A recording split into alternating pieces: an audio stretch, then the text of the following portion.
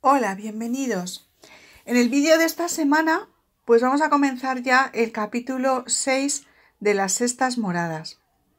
En este capítulo, después de contarnos en los anteriores las experiencias de arrobamientos y vuelos del espíritu, la santa va a detallarnos mucho más acerca de los efectos precisamente que tienen estas gracias de arrobamientos.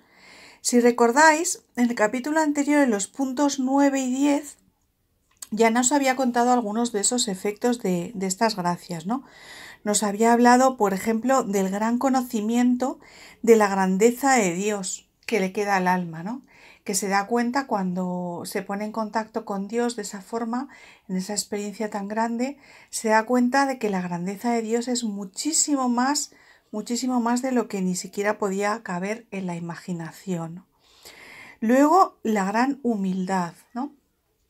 Fijaros, una cosa es la virtud de la humildad, tal y como nosotros podemos avanzar en ella y progresar en ella. Pero esta es una humildad infusa, es decir, es una humildad que se produce por esta experiencia, porque el Espíritu Santo, al poner a la persona en contacto con Dios, con la grandeza de Dios, pues se da cuenta mucho más de su verdad. Como dice la santa, andar en verdad es la humildad. Y se da cuenta además de su verdad, que es la nada que somos frente a lo grande que es Dios, al todo que es Dios, ¿no? Esa nada que somos frente al todo. Y ella misma nos dice que el alma ni osa mirarle. Y sobre todo, lo que nos insiste mucho la santa es que el alma queda con un desprendimiento grandísimo de las cosas de la tierra. Después de haber estado en las realidades del cielo, haber vivido las realidades del cielo, esa partecita del reino que le ha mostrado Dios, las cosas materiales, las cosas de este mundo, todas las cosas de este mundo, pues se consideran, o sea, las almas las tiene como verdadera basura. Nos dice la santa con esta palabra, son como basura, ¿no? Porque no es porque o sea, porque las cosas bellas de esta tierra, las cosas que se consideran o que el alma veía que eran bellas en este mundo, sin embargo, frente a la belleza de Dios, pues son basura, ¿no? Todas las grandes bellezas, ¿no? Pues de los grandes paisajes, de las grandes obras de arte, de las joyas maravillosas, todo eso son, todas esas bellezas que son bellezas grandes en esta tierra, pues son basura comparada con las bellezas del cielo. Las cosas, dice la santa, que antes le daban gusto, pues ya no le importan nada, ya no le interesan nada. Y también nos dice Teresa que el alma anda en este mundo con gran pena. O sea, que le da mucha pena de estar todavía aquí. Pues precisamente con esta idea es con la que comienza el capítulo 6. Nosotros hoy vamos a leer de este capítulo 6 los puntos del 1 al 6. Y la santa además aquí nos va a ir contando pues muchos más de estos efectos, de estas experiencias. Precisamente en el punto 1, como os he dicho, nos va a hablar o nos va a seguir hablando de estas ansias de ver a Dios, esas ansias de morirse, de dejar esta vida y de irse ya con Dios. El alma queda completamente llena de esas ansias, ¿no? O sea, realmente le cuesta aceptar, le cuesta asumir que sigue en esta tierra, ¿no? Le resulta casi extraña las cosas de la vida terrena. Y dice la santa que todo le cansa y que le pide continuamente al Señor que le saque ya de ahí. Es cierto que estas almas están ya más cerca casi del cielo que de la vida terrena, porque esta unión tan grande con Dios es como si literalmente Dios las hubiera arrancado del mundo, ¿no? Les hubiera cortado como las cosas que las retenían aquí, ¿no? Y todo el deseo está en Dios.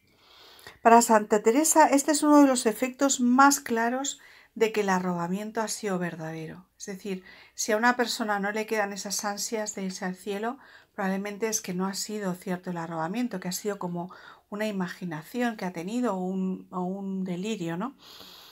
Y fijaros, como en el punto 1 seguirá hablando aparte de este punto 1, sigue hablando de esto mismo en los puntos 5 y 6 de los que vamos a leer hoy, ¿no? Y así saltamos al punto 5, se da cuenta ella misma que en los puntos anteriores se ha ido por las ramas, se ha ido a hablarnos de otros temas, como ya veremos, pero vuelve aquí, porque quiere seguir hablándonos de esos deseos tan grandes ya de morirse y de irse al cielo. Los deseos de ver a Dios. Y nos cuenta, fijaros, que no son una cosa como pasajera, es decir, como algún momento así esporádicamente, no, que se quedan fuertemente imprimidos en el alma, en lo más profundo del alma. Y dice que cuando se pone una ocasión, dijéramos, para ponerlos por práctica, el alma se lanza, ¿no? Porque están en lo más profundo de sí mismo. Y eso es lo que pone de manifiesto que no son fingidos, sino que son reales, ¿no? Por ejemplo, cuando el alma se encuentra ante una situación de hacer un acto heroico, por ejemplo, pues en el martirio, ¿no? De ponerse en peligro su vida por alguien o eso, pues se ve lo desprendida que está el alma de esta vida. Y se ve que no son deseos de morir fingidos, sino reales. También en este punto 5, la santa nos advierte que, claro, la persona, pues no quiere decir eso que no pueda volver a ser cobarde y que algo le dé miedo, ¿no? Dice, esto a veces sucede. ¿Y sucede por qué? Pues precisamente porque Dios lo permite para que la persona se dé cuenta hasta qué punto esa valentía que tiene y ese desprendimiento de su vida terrena lo tiene por gracia de Dios, ¿no? Y que en cuanto dijéramos Dios le retira esa gracia, inmediatamente vuelve a ser una persona muy cobarde, ¿no? Para que se dé cuenta de que todo es gracia. Bueno, en el punto 6, y por eso sigo aquí explicando, se irá hablando de este tema de los deseos de morir, que quedan después de estas experiencias. Y nos cuenta ella que a veces aprietan tanto, es decir, le producen al alma tanta pena, que lo que nos aconsejará aquí la santa es que la persona trate de distraerse y también de, utilizando el entendimiento, que todavía, dijéramos, puede usarlo, porque luego dirá que hay otras gracias parecidas de las que va a hablar más adelante en los capítulos finales de las sextas moradas, en los que no le cabe esa posibilidad de distraerse, ¿no? Pero aquí sí, y dice sobre todo utilizar el entendimiento para darse cuenta de que lo principal, de lo que está unido el alma, es a la voluntad de Dios, y que esa voluntad de Dios realmente la desea más el alma que su propio deseo. Y que cuando Dios le tiene en esta vida será porque esa es su voluntad y entonces el estar cumpliendo la voluntad de Dios pues le produce más alegría que sus propios deseos de morirse, ¿no? Entonces lo que recomienda es eso, es considerar cómo por encima de todo está la voluntad de Dios, ¿no? Y el deseo de servirle, que si Dios le mantiene en esta vida será también porque necesita para servirle. También advierte aquí ella que el demonio puede hacer que una persona, para hacerla creerse más adelantada de lo que está realmente, le haga tener como estas penas, ¿no? De no morirse, de desear morirse, ¿no? Para, dijéramos, engañarle haciéndose creer que es muy espiritual, porque esto le sucede a las personas muy espirituales, ¿no? Y que aquí el criterio de discernimiento nos lo da la santa. Cuando estos ímpetus, esos deseos de morirse vienen de Dios y son verdadero efecto de un arrobamiento, pues la pena está acompañada siempre de quietud y paz. Mientras que cuando son fingidos por el demonio, o sea, provocados por el demonio para engañar a la persona, siempre van acompañados de pasión, de turbación. Dice que son parecidos a los deseos de las cosas, de las penas que nos dan las cosas de esta tierra, ¿no? Que es diferente la pena.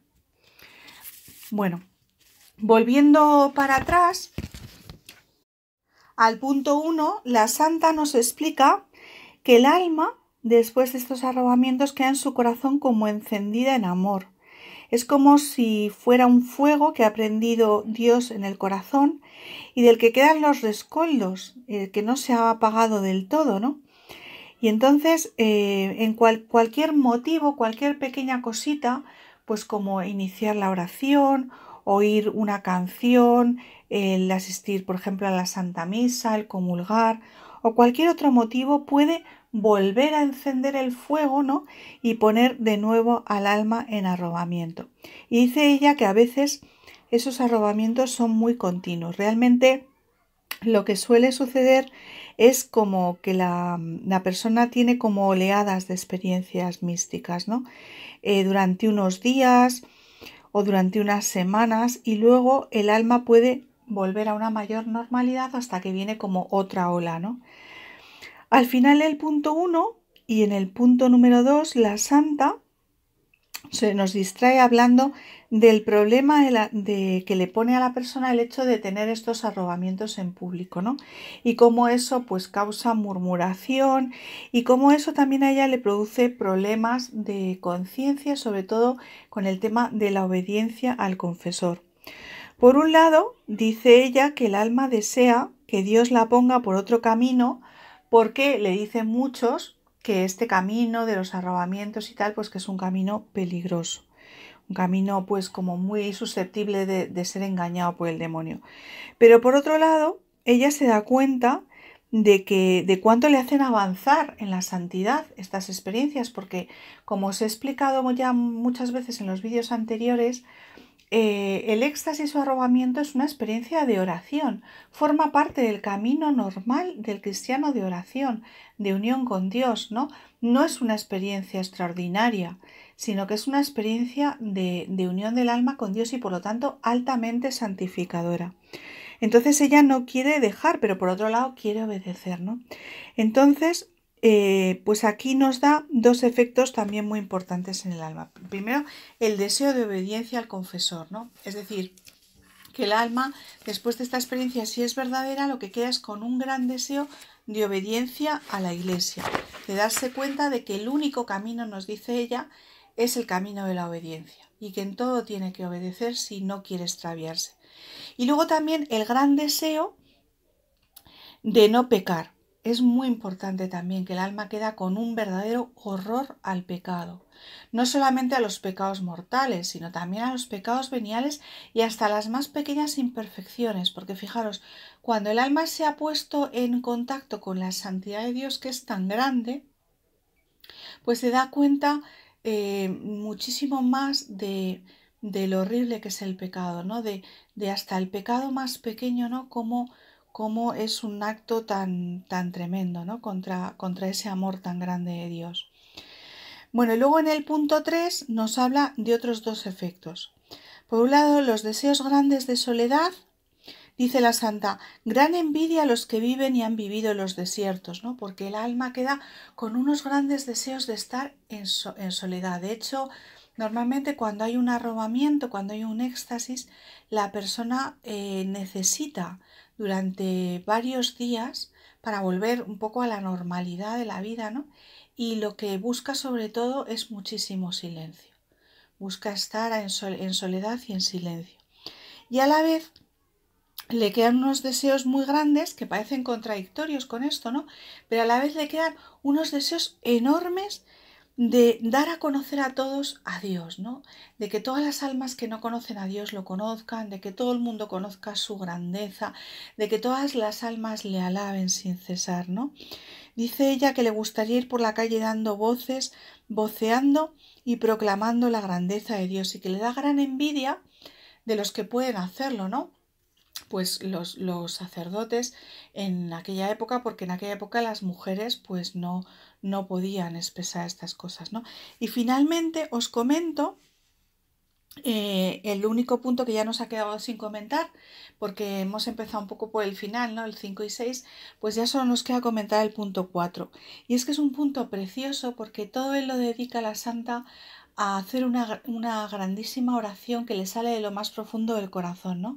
El Espíritu Santo le inspira esta oración, que es todo el punto 4, leerla despacio porque es preciosa, y desde lo hondo de su corazón le pide a la santa que a la vez que ella es consciente de su pequeñez, pues le pide al Señor que le llene de fuerza y le ponga a hacer 1000 trabajos que querría hacer por el reino de Dios, ¿no?